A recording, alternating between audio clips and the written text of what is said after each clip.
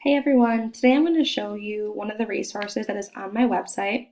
It's an article that is called Tips for Teacher Wellbeing, and it's a great article that gives you 10 simple tips for making your well-being a priority and making sure that you're putting your mental health first so that you can be the best person that you can be. So I'm going to just show you a few key points of this article so that can get you started. So we're looking at how to keep that relaxed holiday feel.